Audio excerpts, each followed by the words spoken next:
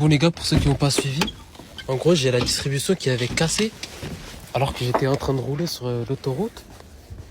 Et en gros, bah attendez, je vous montre. Donc en gros j'étais en train de rouler sur l'autoroute et la distribution en gros elle a lâché alors que j'étais en train de rouler. Et donc je pensais qu'il y avait les soupapes qui se sont tordues ou un culbuteur qui était cassé, etc. Et du coup bah là j'ai changé 2 culbuteurs parce qu'ils étaient cassés, il y en avait 2. Et puis j'ai refait la courroie, je l'ai changé, j'ai tout remonté. Donc j'avais démonté toute la partie haute là du moteur. Donc là j'ai tout remonté. Là on va essayer de démarrer le moteur et vous allez voir. Donc j'ai déjà testé moi bien sûr. Donc là je rentre dans la voiture. Donc je mets la clé. Je mets les contacts d'abord. Je regarde là il y a tous les voyants, c'est normal. Parce que je viens de mettre le contact. Donc là il y a le voyant moteur, mais vous allez voir quand je vais démarrer. Donc ça va, ça démarre au quart de tour.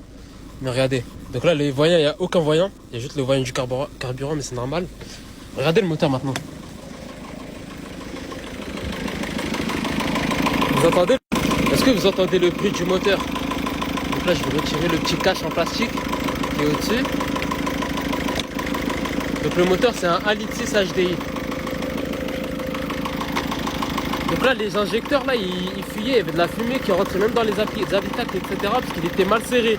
Mais je l'ai resserré et ça continue encore de faire du bruit. Et là quand je retire le bouchon, il y a de l'air qui sort du bouchon de huile. Je trouve que c'est pas normal. Je sais pas si c'est les soupapes, si c'est les poussoirs, ou si c'est les injecteurs, malgré que je les aime bien serrés.